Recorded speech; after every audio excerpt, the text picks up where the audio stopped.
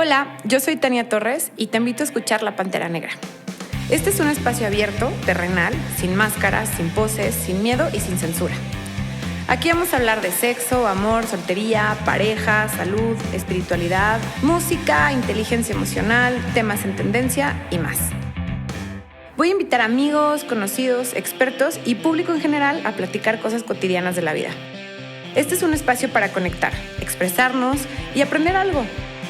Queremos generar contenido que abra mentes, ojos y que mueva corazones, porque lo que logremos hoy será el cambio de mañana. Te espero todos los jueves en La Pantera Negra. Hola, ¿cómo están? Bienvenidos a este podcast La Pantera Negra. Yo soy Tania Torres y hoy les tengo a varios invitados especiales, súper padre. Les voy a contar una historia de cómo llegué yo aquí y por qué estamos los que estamos aquí. Aquí están Marlene, Lisette y Benjamín. Hola. Ahorita se los voy a presentar bien, cada uno va a decir quiénes son, qué hacen y así. Pero bueno, yo llegué a este lugar mágicamente porque, hagan de cuenta, ya ven que ahorita está como muy en tendencia el tema del despertar y de la conciencia y tal, y hay quienes lo usan como mame y hay quienes lo usan como un tema realmente como de transición, de despertar y de ser consciente de toda esta nueva era que estamos viviendo. Entonces, pues en donde yo vivo, que es en la ciudad de León, es un lugar como muy chiquito en donde toda la gente platica cosas, ¿no? Entonces te vas enterando de que, oye, fulanito fue y hizo, oye, fulanito fue y hizo, ¿no? Entonces llegó un día alguien y me contó, ¿sabes qué? Fui a un lugar en donde hice un ritual con hongos. Y yo, qué interesante, cuéntame más. Y me empezó a contar y todo estaba padrísimo.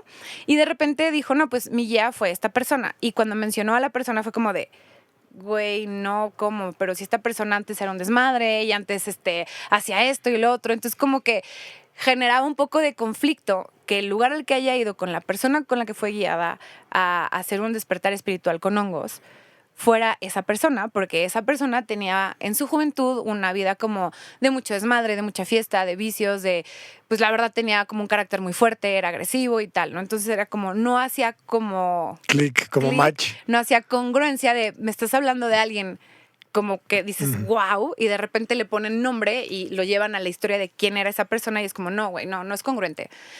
Y bueno, con el paso del tiempo, más gente de mis cercanos y conocidos empezaban a venir a este lugar en donde estamos, que ya les mostraremos unas imágenes,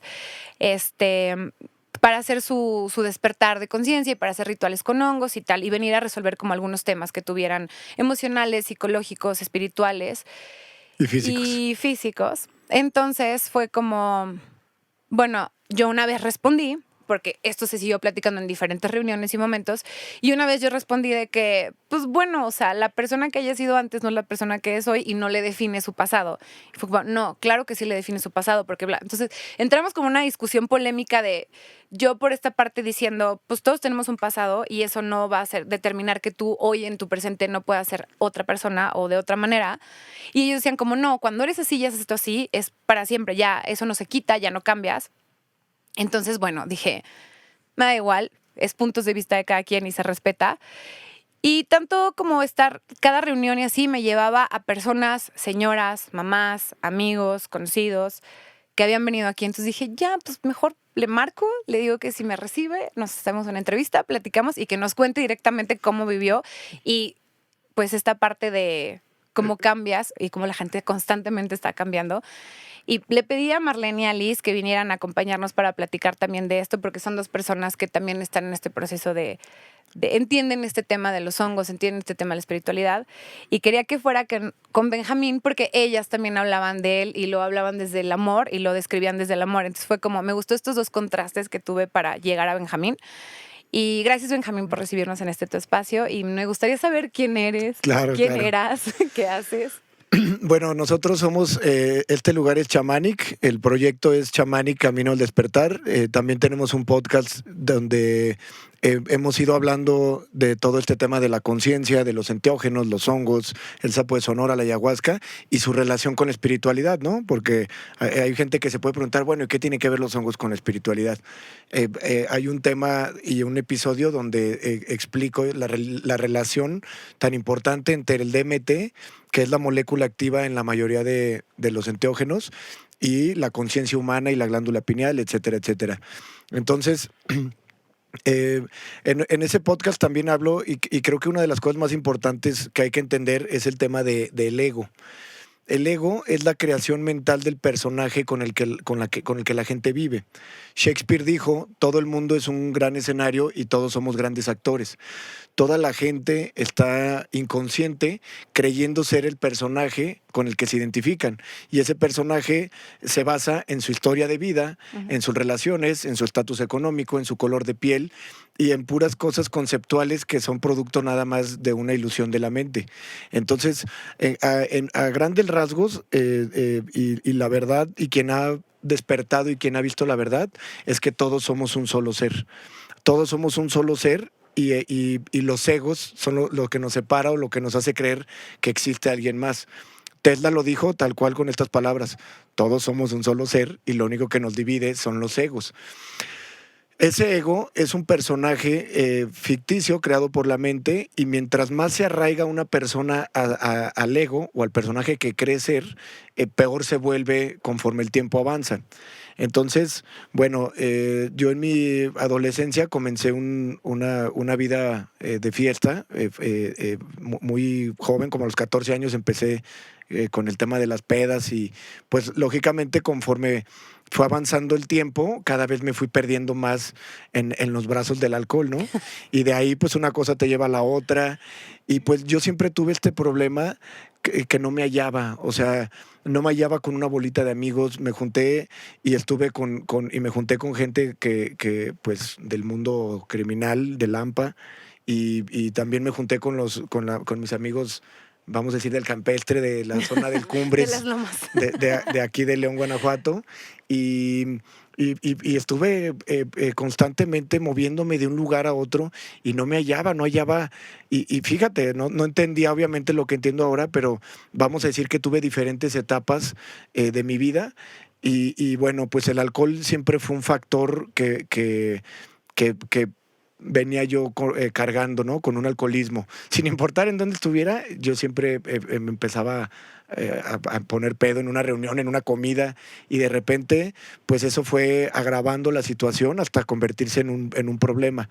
Oye, ¿y cuándo te diste cuenta? O sea, ¿fue ya muy grande o muy reciente cuando tú empezaste a decir como lo que tú eras no era lo que te gustaba? O sea, decir, ya me estoy pasando de lanza en mis pedas, en mis desmadres, en esto, lo otro. O sea, ¿cómo ibas como diciendo, qué pedo conmigo? Al principio, cuando, vamos a decir, de los 14 a los 18 años, pues para mí todo era chistoso y no le veía importancia.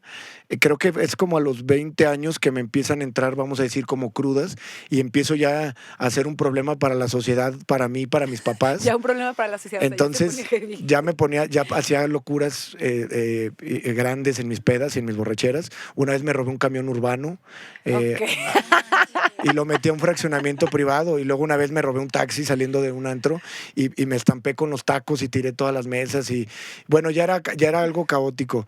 Entonces hubo un momento donde mi papá me quiso poner un alto y terminé de pleito con él.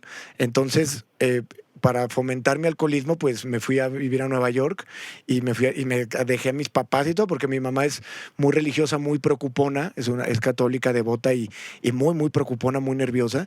Y mi papá es fiesterón, ¿no? Uh-huh. Que curiosamente lo menciono porque fueron mis grandes maestros, y tuve que aprender todo eso, y quiero que sepan todos que nosotros escogemos a los papás, y nuestros papás son, aparte de los portales por los cuales descendemos a esta dimensión, son lo que tú escogiste para tu lección y para tu aprendizaje. No existe, en este plano, no existe un mal papá, o no existe un mal papá, por muy duro que sea, o muy inclusive abusador o lo que sea. Esas lecciones te fortalecen, te enriquecen el alma de experiencia, sí. y poco a poco provocan una evolución.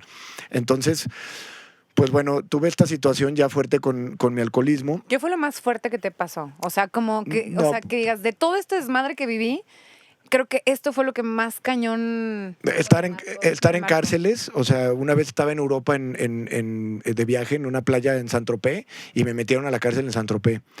¿Qué hiciste? ¿Se puede preguntar? A alguien le pegó a un amigo, y yo, por defenderlo, me madrió un francés ahí. Y entonces, aparte de que me metieron al bote, me expulsaron de ahí. O sea, ya no puedes regresar. A Saint-Tropez no. Pero yo creo que a lo mejor ahorita no se acuerdan. No. Pero el policía me llevó al hotel, y en recepción hizo que me sacaran y prohibió que me quedara y me corrió gritándome que me largara de Saint-Tropez. Entonces, lo más grave que me llegó a pasar, bueno, pues fue eso y sin duda alguna, pues en ese proceso tuve varias novias y verlas sufrir y igual Porque tenías fama de que eras mala onda. No, tremendo. O sea, que hacías cosas de verdad que... Sí. Por eso la gente dice, güey, si pasó esto, como, ¿por qué ya ahorita? Pero sí, claro. Si hacías cosas como muy tremendas. Muy tremendas y como te repito, mientras más avanzaba el tiempo, el personaje se iba volviendo... Se alimentaba más. Se alimentaba más negativas. el personaje. Yeah. Entonces imagínate, me voy a trabajar a Nueva York y me toca trabajar como promotor de antro y como mesero. No, y pues olvídate. Directo al desmadre. Y ahora más justificaba mi alcoholismo porque ahora yo me lo pagaba, ¿no? Ahora ya no había... Ya no era como dependo de alguien para... Exactamente, ya no era un domingo ya no era domingo de mi papá, ni ya no estudiaba, dejé la universidad, la boté por irme a trabajar a Nueva York cuando me peleé con papá. Fue un pleito muy fuerte que marcó ahí un tema. Un parteaguas en la relación. Parteaguas, él me cerró vamos a decir, el tema económico y pues yo dije, pues ¿cómo voy a tomar? No, a nadie le gusta un güey que nomás está ahí sin poner para la cuenta. Entonces dije, sí, algunos de esos. Dije, no sé cómo le voy a hacer, pero conseguí dinero prestado de un gran amigo.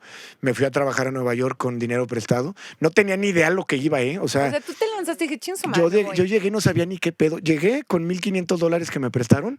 Llegué al aeropuerto y cuando llegué al aeropuerto le pregunté a una señorita cómo llegaba a Nueva York y me dijo, ¿qué parte? Y le dije, pues a Nueva York. O sea, yo no me... Ya no sé si es Manhattan, si esto, si lo otro, pero voy a Nueva York. 20 años. Y me dice la chava, yo no me había dado cuenta que llegué al aeropuerto de Newark, que es Nueva Jersey. Ajá. Y me dice la chava, una morenita, ¿pero a dónde vas? Pues a Nueva York. Le dije, ¿dónde están las pantallas? ¿Dónde están las tiendas? Pues ahí donde está el movimiento, ¿no? Ahí donde están las películas. Y entonces la chava me vio y puso cara así de que este cabrón no sabe lo que está haciendo. Y bueno, emprendí ese viaje, llegué a una calle que se llama Christopher Street en Manhattan. Me metí a un restaurante para comer algo, eran las 11 de la noche, y me acuerdo que cuando vi los precios en el menú dije, ¿qué es esto, cabrón? ¿Qué es esto? O sea, vi que me alcanzaba una cerveza o un sándwich. Y dije, bueno, la cerveza es más completa, ¿no? Tiene levadura, tiene proteína. Claro, porque un alcohólico siempre encuentra la manera de justificar su alcoholismo. Entonces, y cerveza sin alcohol. Entonces, pues me tomé una cerveza en lugar de comprarme una sopa o algo, porque mi presupuesto estaba muy recortado.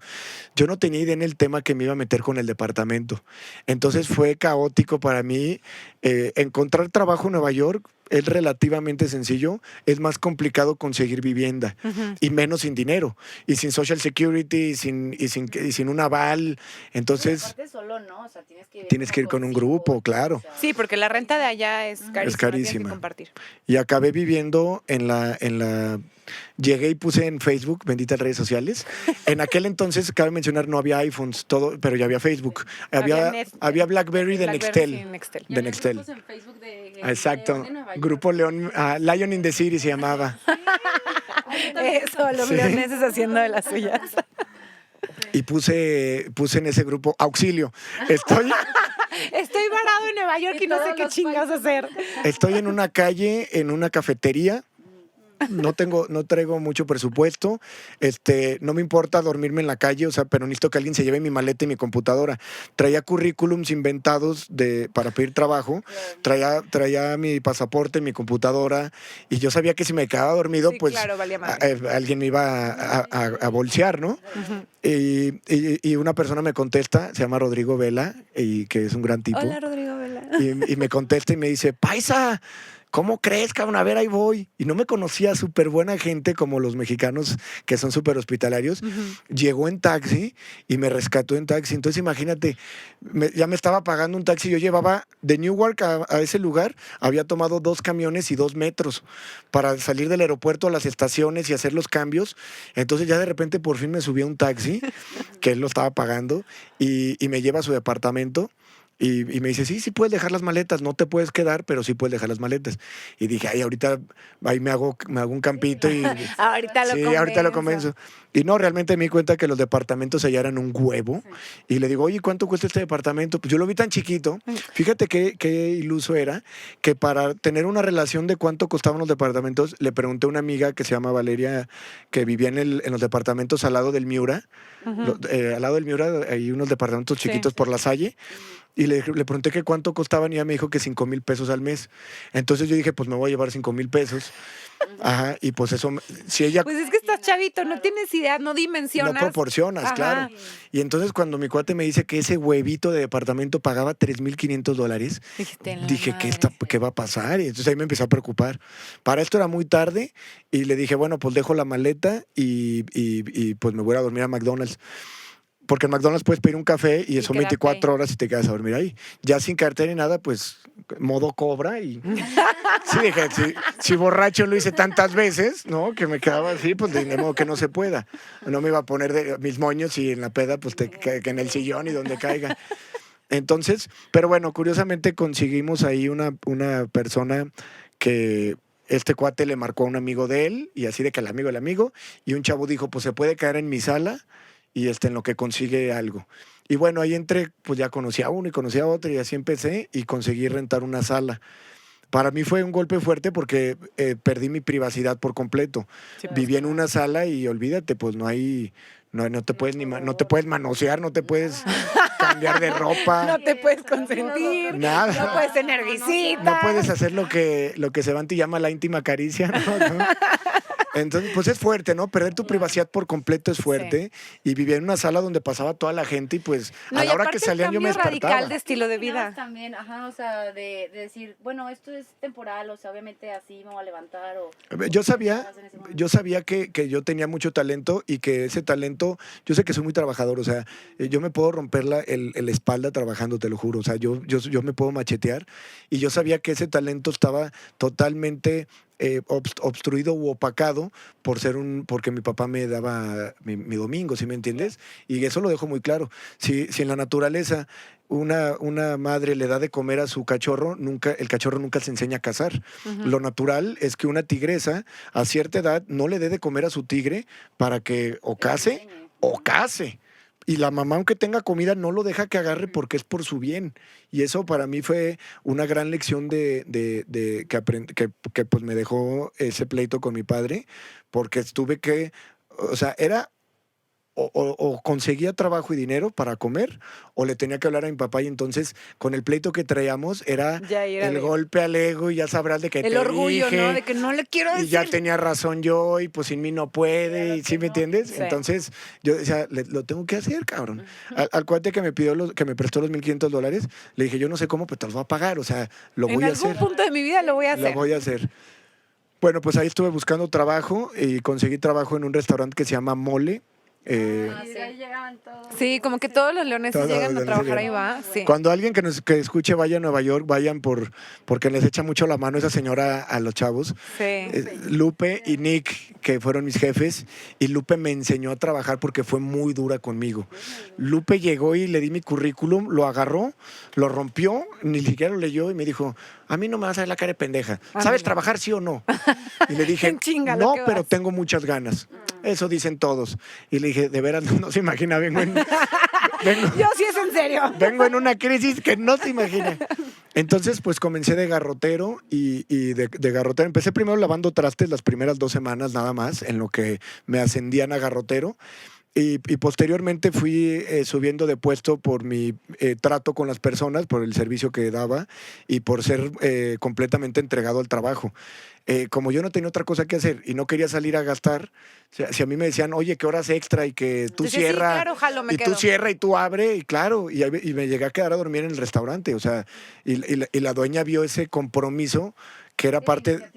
Ese compromiso con el lugar, pues ¿no? Compromiso de, güey, duermes ahí, despiertas ahí, trabajas ahí 24/7. Pues, exacto, mamá, y la dueña lo valoró, o sea, había meseros que decían, ya es mi checkout, si yo ya me voy, dejan el mandil y les vale gorro si hay gente y si hay servicio y ella vio mi compromiso con la gente y con el lugar. Y pues fui ascendiendo rápido. Antes de los 6 meses ya estaba yo como gerente temporal. ¿Y ahí qué? ¿Tomabas, no tomabas? ¿Te drogabas, no te drogabas? ¿Qué Era un hacías? alcoholicazo. Neta. Sí, claro. De hecho, una vez... Es que hago énfasis en como esa parte de tu vida, porque luego mucha gente cree que por arte de magia, que solamente ciertas personas por arte de magia se pueden convertir en lo que hoy tú eres, o pueden hacer lo que hoy mucha gente hace. Voy a contar ciertas cosas que me llevaron a tocar fondo. Entonces ahí tú, o sea, trabajabas y yo estabas trabajaba pedo. y me echaba, mira, me dejaban tomar café, entonces ponían negra modelo en la taza del café y en las cámaras le quitaba la espuma y parecía café y entonces me estaba echando Yo pensé de eso. que el licor del 43 o Venus o algo, o sea. No sé, no era tan fácil conseguir licor de 43 en aquel entonces, no estaba tan de moda. Pero constantemente pues estaba tomando. Y hubo un día que se me pasaron las cucharadas y me quedé dormido en el baño. Y entonces la dueña se dio cuenta y me agarró y me habló y me llevó a la oficina y me dijo, conmigo no estés jugando, cabrón. Ve esto. Y me enseña el video y olvídate, vergonzoso. O sea, me quedé dormido en el baño de lo pedo que andaba. Y me dice, esta es la ¿Había última. cámaras en el baño o qué? No, me vio entrar y ya nunca salí. Y luego entra el gerente, que era el otro gerente en turno, y abre la puerta y me sacan cargando. Entonces, y me dice, esta es la última oportunidad, o sea, conmigo no andes con juegos. Y entonces me discipliné a que en mi trabajo, a ser muy cumplido en mi trabajo. Me seguí echando una que otra, pero, no empedarte. pero ya no me ponía pedo. ¿Sí? Entonces me marcó un límite y entonces me enseñé a ser responsable en cuanto a mi trabajo. Y eso me ayudó también a poder llevar a cabo este proyecto y hacer todo lo que he hecho hasta verlo terminado, ¿no? Y realizado. ¿Cuánto tiempo estuviste ahí? En total entré, porque entraba y salía, pero fueron como 2 años que estuve. Pero ¿Y esos 2 años estabas en Nueva York o entrabas y salías a México? Entraba y salía y hubo un año que regresé y trabajé en el Antro Galería. En el Antro Galería en Guanajuato, también como gerente. Al final todo esto, y lo menciono porque esa vida de estar trabajando en antros y de ser promotor de antros, solamente fomentó más mi alcoholismo, ¿no? Claro. Entonces yo estaba viviendo pensando que había encontrado la felicidad, porque decía... Pero pues, en ese momento te daba una felicidad como momentánea, ¿no? Instantánea. Y esa es la clave. ¿Y tú creías que...? Momentánea, porque yo siempre dije, ¿qué era lo que yo quería? Que no me estuvieran chingando, ¿no? Yo decía, ¿qué es lo que yo quiero? Yo solamente quería que me dejaran en paz. Yo quería irme de fiesta a gusto y que no me estuvieran cagando ni mi papá, ni mi mamá, sí, que no te ni nadie. O sea, exacto. Tú es madre, yo quería tu pedo mi y a mí no me molesta. Y las consecuencias que pagara, pues que fueran como cuando me iba al tambo o cuando me hablaban que tenía que pagar la cuenta no sé qué. O sea, yo quería, pero no quería ese hostigamiento natural de la preocupación de los padres. Yo ya no soportaba a mi papá humillándome y maltratándome por lo fiestero que era, ni a mi mamá poniéndose así con el rosario temblando. Estuve también en clínicas de rehabilitación y me escapé de una. ¿Cuántas veces? 3 veces. Y me escapé de una de ellas. Entonces ya yo decía, el problema... O sea, eso tampoco ya no era tu solución. Tú ya ibas sabiendo que ibas a salir y que ibas a volver a mamar. Exacto, claro, porque a la hora que yo iba, y fui a una muy fuerte, a una terapia que se llama cuarto y quinto paso, y cuando yo escuchaba esas terapias, yo decía, no, cabrón, pues estos güeyes están locos. Estos sí están bien pinches locos, sí, yo también y no me identificaba, ¿sí me entiendes? O sea, llegaba, y a la hora que llegaba y escuchaba la manera en la que... Las anécdotas que cuentan. Y la manera en la que se subían a las tribunas, y en la manera en la que se expresaban, yo los veía siendo súper mega infelices. Sí. Y decía, no mames, yo prefiero ser borracho contento que un sobrio infeliz, ¿no?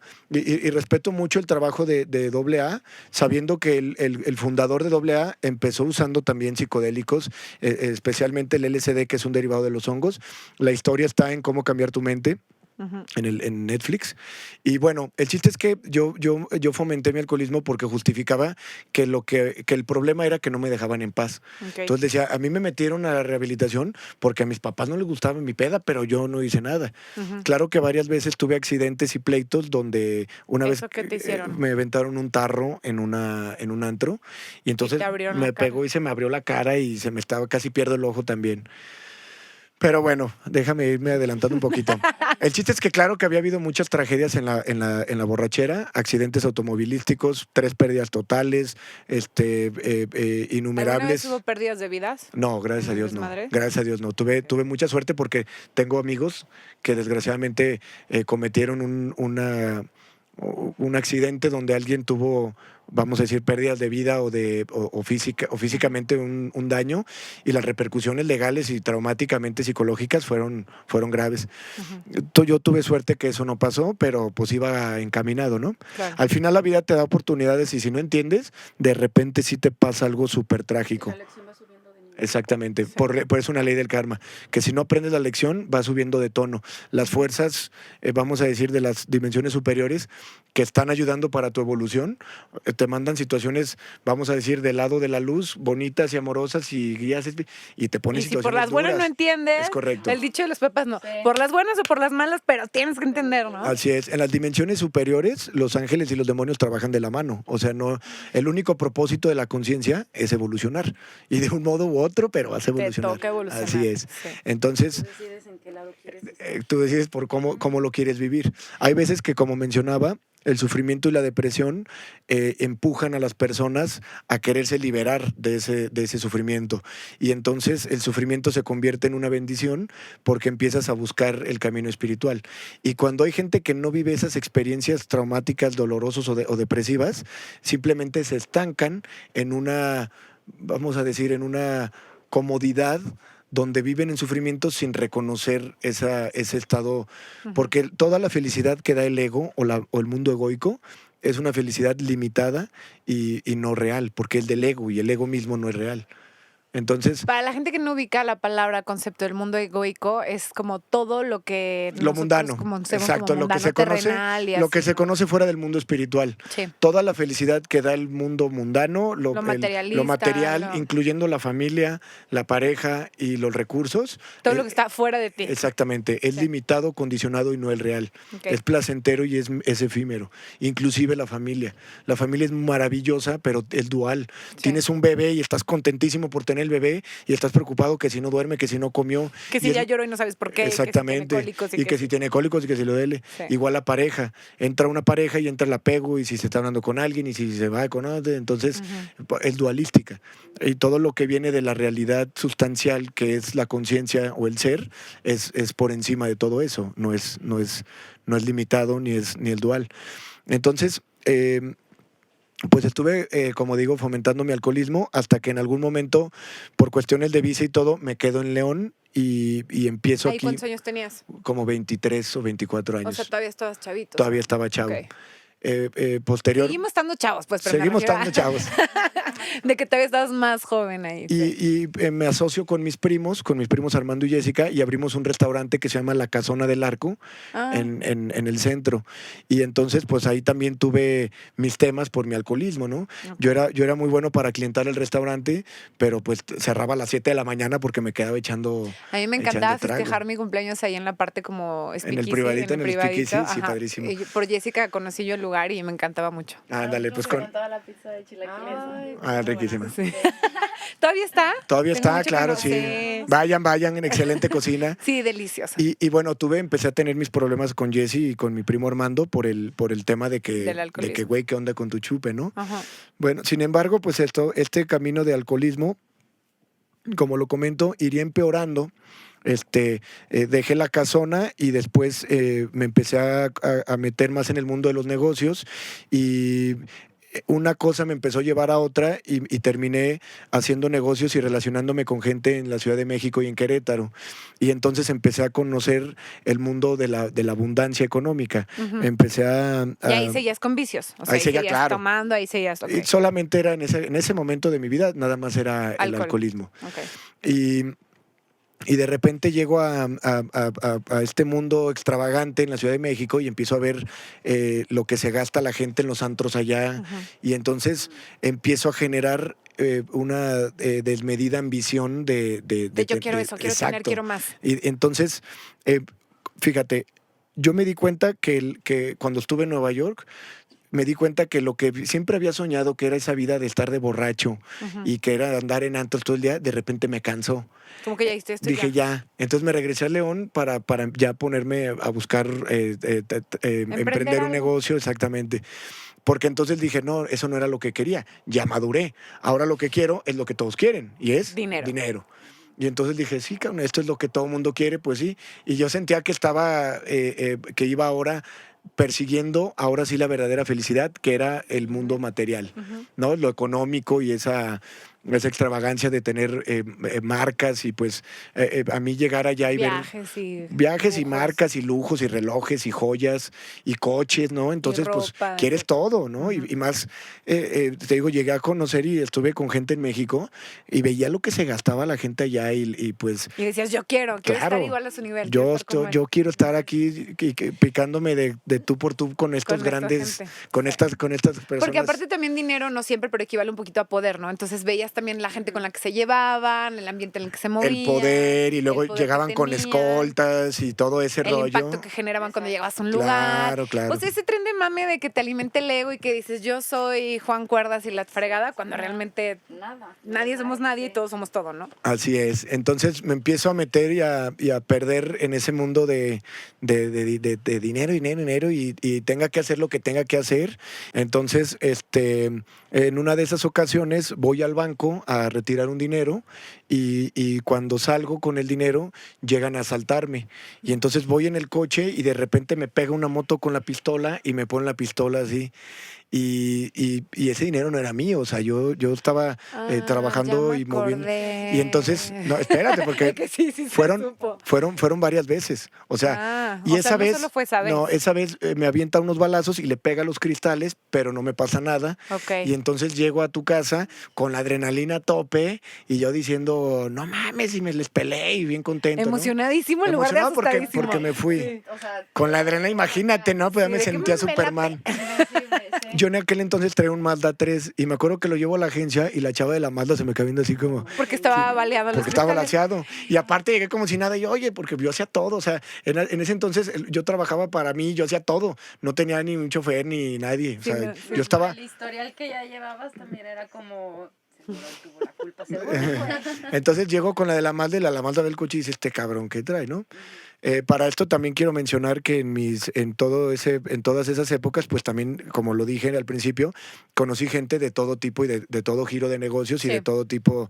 Y por el mismo ego del poder también me relacioné muchas veces con gente a la que se le tenía miedo, ¿no? Porque, porque también eso pues a mí me hacía sentir. Se te hacía padre. Que también tuvo que ver que en mi infancia sufrí de bullying.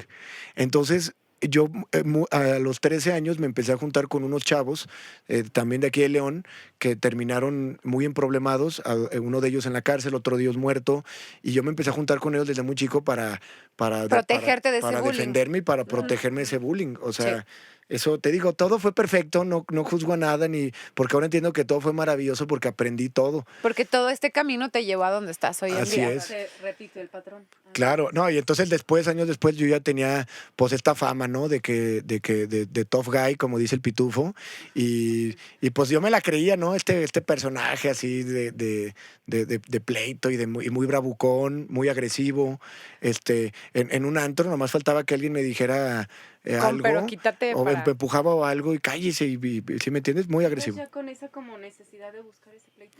No tanto así, pero sí de que el ego quería que ese ego quería respeto. Que a mí nadie me toca y a mí quería nadie respeto, me hace nada, ¿no? exactamente. Entonces ese era mi tema, el ego.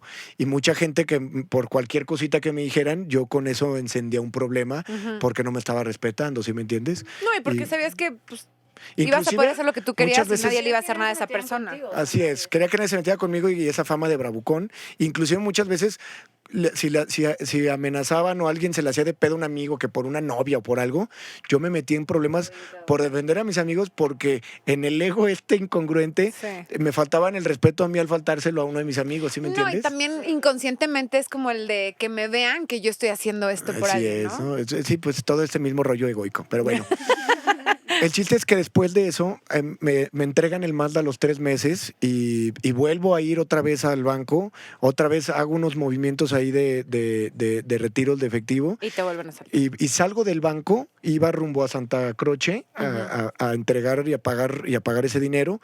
Y cuando llego a esa fábrica, estoy estacionado en la cochera de este cliente y con la cámara, está todo grabado, salió en el periódico y digo, no lo googleen, pero pues ahí está. Y llegan los asaltantes me ponen las pistolas otra vez y inmediatamente con la adrenalina a tope y sabiendo que ya me había ido una vez, como esa vez me dispararon y le dieron al tablero, pero no me apuntaron a mí. Ajá. Entonces yo dije, estos nomás quieren asustar, no te tiran a matar. Y no, pues que me equivoqué. Y entonces, y me pegan 2 balazos. Los 2 en el brazo izquierdo, y la bala se me incrusta y hasta la fecha la tengo ahí guardada. Todo el mundo me pregunta, ¿y pitas en los aeropuertos? Pues sí, pito en los aeropuertos. Y cuando voy a Estados Unidos que te pasan por la de... ahí sale esa ola. Lo siento, me dispararon. Y entonces, pues bueno, esa experiencia fue sin duda alguna muy traumática y dije, ¿qué pedo, cabrón? O sea, y me daba cuenta y dije, pues no puedes, o sea, no puedes... Y después de esto seguiste en el tren del mame de estar yendo a cobrar a los bancos. No, o sea, después de eso, yo ya no me volví a parar en un banco. Ya no me volví a parar en un banco. Después de eso contraté gente para que hicieran esa parte y poco a poco fui cambiando mi estructura de negocio y me fui... Una cosa te va llevando a la otra, ¿no? O sea, de un negocio... Cuando estás en el mundo de los negocios y cuando se te abre una puerta, empiezas a trabajar por ahí, luego se te abre otra. Digo, empecé con La Casona y empecé siendo mesero y de La Casona me salió una oportunidad de trabajar con unas personas en México y iba a trabajar en ventas y entonces fue por eso por lo que llegué allá. Empecé a trabajar en ventas allá y yo era en ventas y yo manejaba todos los movimientos en efectivo y de ahí fue una cosa tras otra. Después cambié la estructura y esa parte, ¿no? Dije, no me vuelvo a parar en un banco, cabrón. O sea, porque ahí sí entendí que por poco... Y si en aquel entonces, te digo, tenía un Mazda y estaba juntando mis primeros 500,000 pesos para hacer otro negocio, para invertir, que después invertiría en otras cosas. Y en ese momento, por salvar una cantidad de dinero que no sé, creo que eran 200,000 pesos, una cosa así, por poco y me mata, ¿no? Entonces decir... todo el tiempo que trabajé para ahorrar 500... Para que me maten por 200,000 y en un segundo casi me mataban, ¿no? Sí. Entonces... Ahí valoré más mi vida y dije, ¿sabes qué? Pues tampoco voy a arriesgar el pellejo. Y entonces, después de eso, también sufrí un asalto que me desmoralizó mucho porque me robaron un reloj. Igual me bajaron del coche y a punta de pistola y me lo robaron. Y dije, no mames, güey, o sea, en este país no puedes tener nada. No puedes hacer nada, ¿no? Dice la gente, si no es Hacienda, es la inflación. Si no es la inflación, son los rateros. Y la verdad es que entonces me empecé a desmoralizar y me empezaba como que a caer el 20 que no iba el tema, ahí como que empezaba yo a hacer clic de que no iba por ahí mi camino. De que ¿qué estoy haciendo? ¿Qué me están pasando? Exactamente, y pues entonces, ¿qué voy a hacer? ¿No? Si ya no puedo hacer las cosas como antes, porque ya vi lo que me pasa, ¿no? O sea, 2 balaceadas y un asalto aparte, 3 en un lapso de tiempo tan corto. Imagínate cuando llegué a la Mazda por segunda vez con el mismo balda balaceado. Y han de haber dicho, bueno, güey, ¿a qué te dedicas? Y me recibe la misma señorita. Y la señorita así de que no te creo, güey. ¿Otra vez? Sí, entonces... No, yo ya te he dicho, güey, ¿a qué te dedicas? Y ya no, ya de aquí... Claro que ese Mazda lo vendí inmediatamente. Sí, claro, ya estaba súper identificado. Y un día me llega un citatorio de los ministeriales que por un Mazda negro y dije, ay, no, cabrón, ¿ahora qué? Entonces voy y me dicen que ese coche había estado involucrado. Yo lo vendí y después estuve involucrado en un robo, en un fraude. O sea, era el coche, güey. A lo mejor era el coche.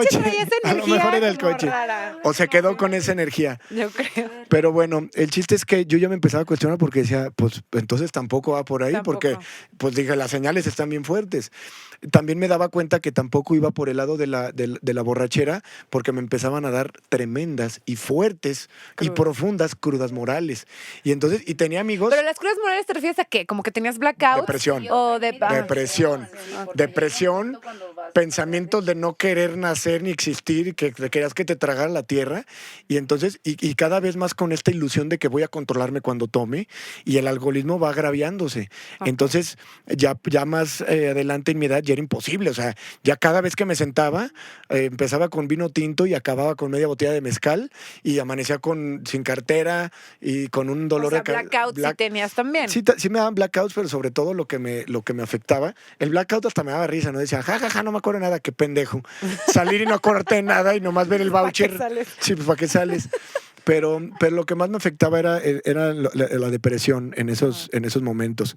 Entonces... Como el bajón de la montaña rusa, ¿no? Va subiendo en la noche súper padre y al día siguiente atrás. Yo creo que hay gente que me puede entender cuando ya estás en ese estado, la cruda moral que te da es brutal, es de grado suicidio, o sea, es de que quieres desaparecer y que te trague la tierra. ¿Y si has querido suicidarte en ese tipo de crudas morales? En ese tipo de crudas llegan pensamientos donde obviamente jamás lo intenté, ni lo intentaría, ni se me pasó por la cabeza dejar un desorden en mi vida, ni arruinar la vida a mis padres y a mis hermanos, pero claro que el grado de depresión era de que cabrón, desaparezcanme de aquí, güey, no quiero saber, no quiero existir, y precisamente buscas estar empastillado para estar dormido, porque te fugas de la realidad. Entonces me daba cuenta que no iba por el alcoholismo porque yo veía mucha gente que se la pasaba muy bien en las fiestas y luego veía amigos que no les daban esas crudas, pero a mí sí, entonces no es mi camino. Y luego veía amigos que empezaban a hacer negocio y que no les pasaban las tragedias que a mí me pasaban. Entonces decía, cabrón, entonces, ¿dónde está esta mentada y esta dichosa felicidad tan añorada que llevo tanto tiempo buscando? ¿En dónde está? Porque ya no estaba en las pedas. O sea, ya no era opción regresarme a Nueva York ya no era opción estar en los antros. Ya no era opción, o sea, que seguía, que claro que seguía yo en mi modo fiestero, pero ya sabía que no iba por ahí.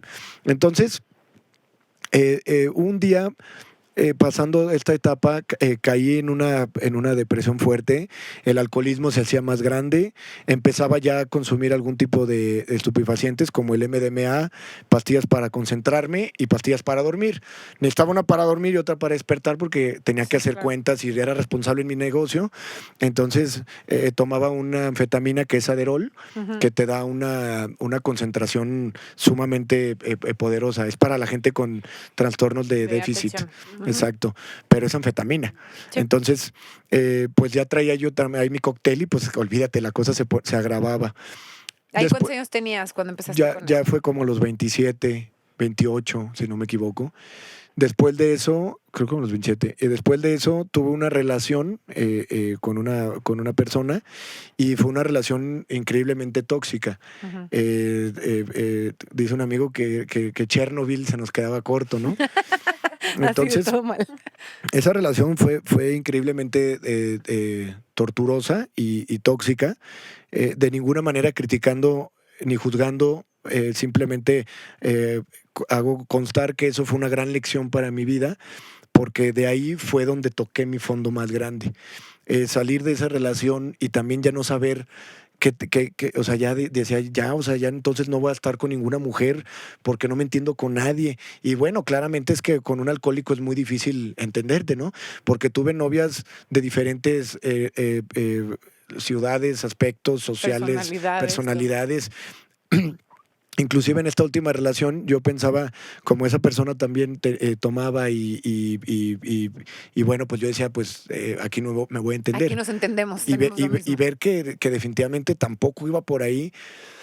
Eso a la par se juntó con dos eventos importantes en mi vida. Terminé de construir una casa en el bosque, que era como la casa de mis sueños, y ver que la terminaba y no me llenaba nada, no me emocionaba nada, porque solamente sentía que me iba a llevar mi gran vacío a un espacio más grande. Y una fiesta a la que fui con estas personas de México, fue todo en ese mismo tiempo. Terminé con esta relación tormentosa, termino de construir la casa del bosque y al mismo tiempo voy a una fiesta con esta gente de México. Cuando regreso de esa fiesta, me doy cuenta que definitivamente ya estaba harto. Ese fue, vamos a decir, el parteaguas. Para esto quiero mencionar, porque creo que es parte de mi historia, hubo un momento en mi vida, un año antes, donde conocí a mi maestro espiritual o a mi chamán, se llama Eleazar Clara. Yo lo conocí en una entrevista de negocios que tuvimos en Querétaro. Él se dedica a desarrollar software y vamos a ver la posibilidad de entrar a desarrollar el software a un banco, etcétera, etcétera. Y fui a platicar con él y él, siendo que es aparte un empresario, pero por otro lado un increíble maestro espiritual y un chamán de primera con unos cantos hermosos y unas ceremonias maravillosas, él me habló ese día de la ayahuasca. Entonces, esa vez fue la primera vez que escuché sobre los enteógenos. Okay. Y cuando me habló de la ayahuasca, me dijo, lee el manifiesto de la ayahuasca. Entonces me meto a internet y veo que la ayahuasca había manifestado a través de una persona una lectura muy hermosa, donde la ayahuasca promete liberar a las personas de su depresión, de sus adicciones. Y entonces yo lo vi y sentí que me estaba hablando a mí. No manches, es Dije, para mí. sí, cabrón, porque yo necesitaba algo fuerte. Quiero que entiendan, yo había estado en clínicas de rehabilitación, en grupos de cuarto y quinto paso, con psiquiatras, con psicólogos, y nada, y con nada, o sea, nada, ni me hacía clic, ni me funcionaba. Ni cambiabas, ni nada. eras más consciente, ni nada. No, y a la hora que veo estas experiencias tan fuertes con esta medicina y con esta planta de poder, y entender que tenía que ver con una revelación de la muerte y con este tema, entonces haz de cuenta que dije, es eso, cabrón, dije, es eso lo que necesito. Agendamos una ceremonia mi maestro y yo, y esto fue un año antes de tocar fondo.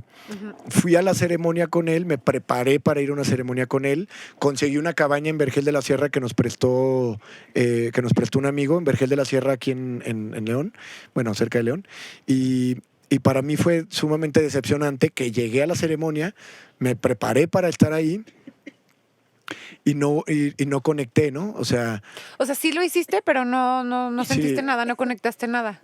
nada. Haz de cuenta que me tomé la ayahuasca y haz de cuenta que me había tomado un té con un sabor muy amargo y muy feo. Sí, dicen que es muy amargo. Sí, tiene un sabor. Tiene un sabor muy fuerte y fue súper decepcionante para mí, y quiero que las personas que escuchen esto, que no se desanimen. Hay muchas plantas de poder y no se trata de compararlas, pero hay una que es para cada quien. ¿Sí Y me esa, entiendes? o sea, tú sentiste que en ese momento esa planta no fue para ti, no fue tu... No fue para mí, pero sí fue la que me llevó este camino. Ok. Pero definitivamente todo fue perfecto, porque en ese momento tampoco era mi momento, Ok. porque me faltaba sufrir.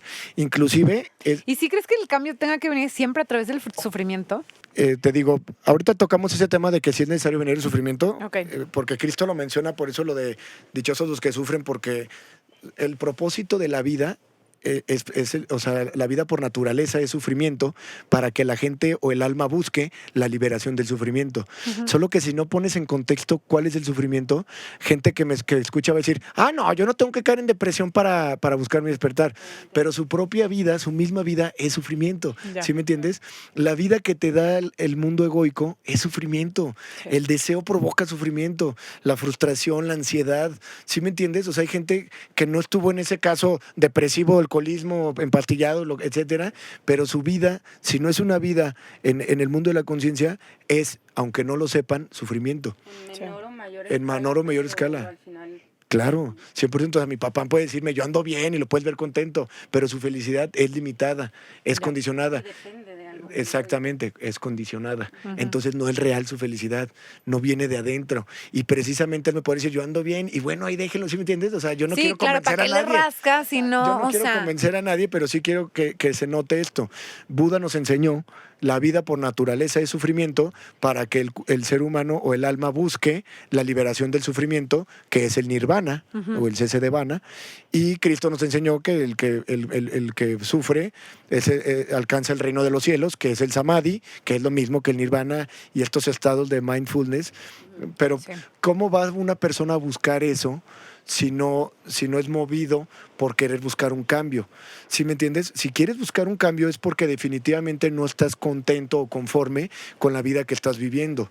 Y si no estás contento y conforme es porque a cualquier escala hay algo de sufrimiento. Y por ejemplo, a ti lo que te pasó, que le intentaste como con la ayahuasca y dijiste, híjole, no era lo que yo esperaba. ¿Cómo sigues teniendo cómo sigues en esa búsqueda y esa fe de que, de que tiene que ser por ahí? Porque hay a veces que dices, no, es que esto tampoco, y la gente Sí, queda ahí. yo me desmoralicé. Ya mejor no. Yo me desmoralicé y dije, ¿Cómo hiciste? y dije, ni todo lo que prometió la ayahuasca en el manifiesto pudo con mi gran alcoholismo. Y entonces dije, ya cabrón, yo estoy hecho para eso. Como resígnate. Sí, tú eres voy para a este vivir en el pedo. Y luego, digo, el personaje egoico se va alimentando de pendejadas. Vi la película El Guasón y hacía pendejadas que hacía el Guasón. Vi la película Vi la película. Vas absorbiendo como personalidades. Sí. Vi la película de Lobo de Wall Street y no, hombre, cómo me enfermó este cabrón. O sea, yo quiero así, ser. o sea, porque aparte te digo, mi negocio pues eran también las ventas. Entonces yo era vender o morir, ¿sí me entiendes? Y era vender y como lo enseñaba él. Entonces, en esa película de Lobo de Wall Street, esta vida que él lleva de meterse coca, y hay una parte donde dice, yo me metía tantas drogas como para sedar a Manhattan, entonces yo veía y yo, sí, pues yo también, cabrón, a ver si se puede, ¿no? Entonces, te digo, pues vas, pues porque no sabes qué hacer, o sea, porque pues sí, no sabes. Como que no encuentras tu no encuentras camino. tu camino y dices, pues ¿qué hago, campo? Entonces se trata de hacer lana o de tener muchas mujeres o de qué se trata. Sí. No sabía qué pedo, te digo, a veces pensaba que era tener una pareja y luego decía, y no, ya porque estabas con la pareja y seguías queriendo la fiesta y luego seguías estabas en la fiesta y luego querías querías la pareja. Ajá. Y luego era otra pareja. Y yo siempre observaba y decía, no puede ser la pareja porque conocía gente con pareja infeliz, conocía empresarios infelices. Sí. Y entonces, También, ¿no? pero ya empecé a ver, por ejemplo, una persona zapatero que tenía su vida muy en orden, casi no tomaba y todo, y lo veía y decía, es miserable, o sea, su vida es infeliz. Y tiene todo en orden. Y tiene aún todo así en orden. No está pleno. Y todavía sí, yo sé que toma pastillas para dormir, que toma pastillas para la ansiedad, que toma estos. Entonces, porque muchas parejas que inclusive que ves en Instagram o que ves que su vida es perfecta, Pues no. verdaderamente traen un caos de ansiedad, de depresión, porque el mismo hecho de no conocer la importancia de la trascendencia y de lo que viene después de la muerte, del propósito de estar aquí, o sea, el no conocer las leyes universales, el ciclo del samsara, la ley del karma, la ignorancia de todo eso, te va a provocar sufrimiento. Por ejemplo, ignorar la ley de causa y efecto o del karma, ignorar que todo lo que le haces al otro te lo haces a ti, vamos a decir, es peligroso vivir en la ignorancia de esa ley porque vas haciendo daño a diestra y siniestra. Pero y si todo no te eres regresa. consciente de eso, les vale madre. O sea, porque mucha gente es como, no conozco este camino, no soy consciente de que si le hago daño a alguien más me lo hago a mí, bla, bla, bla. Exacto. Y van viviendo su vida de una manera. No son conscientes, pero no los exime de la ley. Claro. Entonces, por ejemplo, alguien que hizo sufrir a alguien de repente va a pagar ese sufrimiento con alguna depresión, con algún trastorno, con alguna situación por ley. Hasta el último momento de tu muerte te arrepientes Y es horrible. Y si no te lo llevas a la siguiente vida, porque la ley de karma se pasa a tu siguiente vida. Pero al final lo que voy es que las personas van empujando su vida a hacerla dolorosa por ignorar las leyes universales. Cristo nos enseñó, trata a todos como quieres que te traten y ama a todos como a ti mismo. Y si esa enseñanza se viviera, porque una cosa es experimentarla y vivirla y otra cosa es creerla en la mente, ¿no? Uh-huh. Como los cristianos que sí, ámense los unos a los otros, pero sales y juzgas y soy un elitista. Y si no haces las cosas como le hace el cristianismo, no, entonces estás mal y entonces eres lo peor. Y entonces, en esa separación, nuevamente entra el ego del buen cristiano, es un ego, y al final con todas las consecuencias del mismo ego, ¿no? Pero bueno, entonces me desmoralicé por el tema de no haber podido conectar con la ayahuasca y dije, pues me regresé y con más fuerza.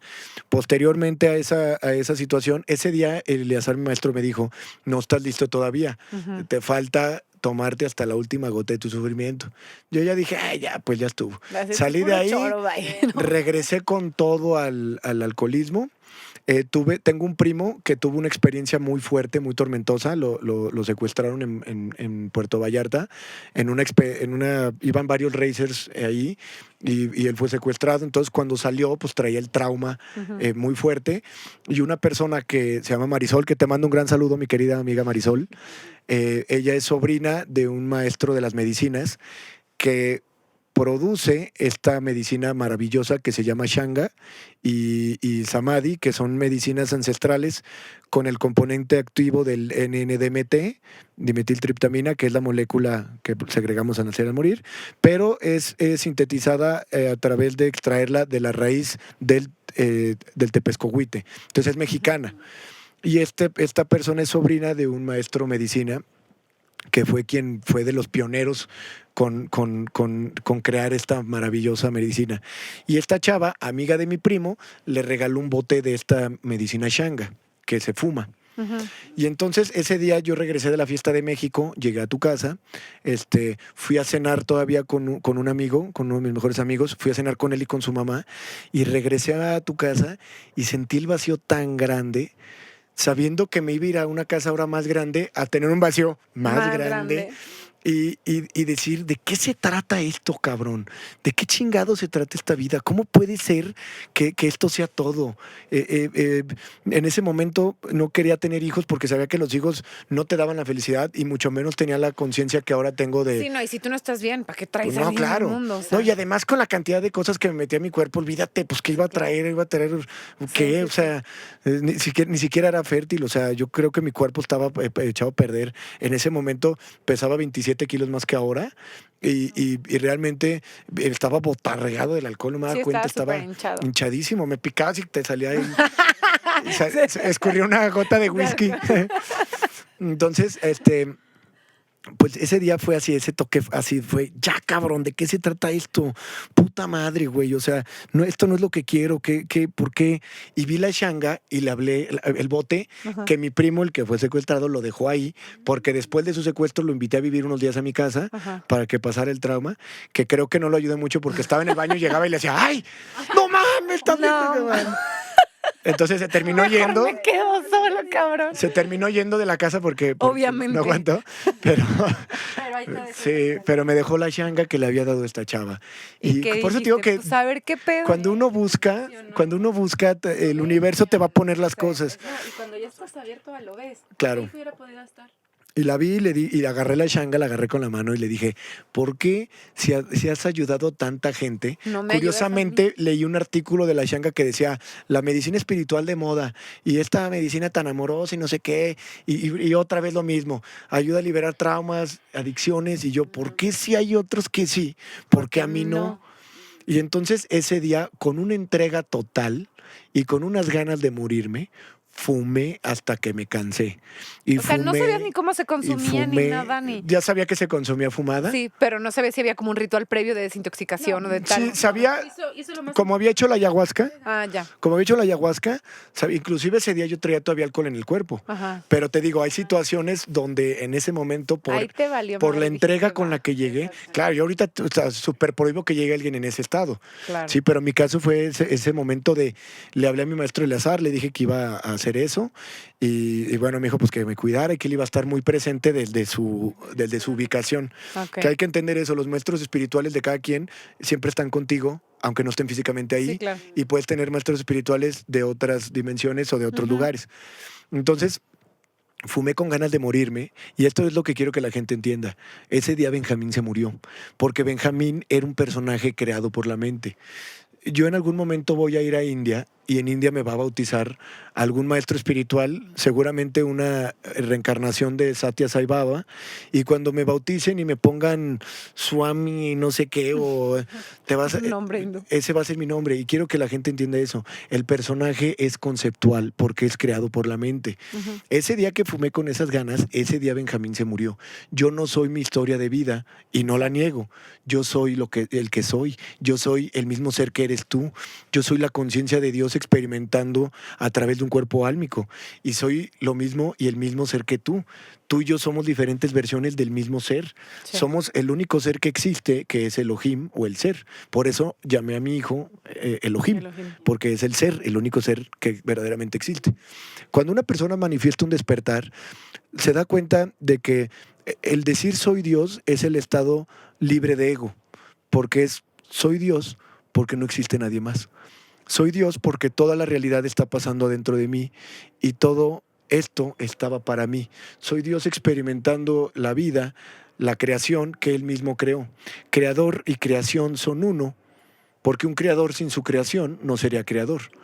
Entonces, quiero que entiendan esto. Toda la realidad está pasando adentro de ustedes.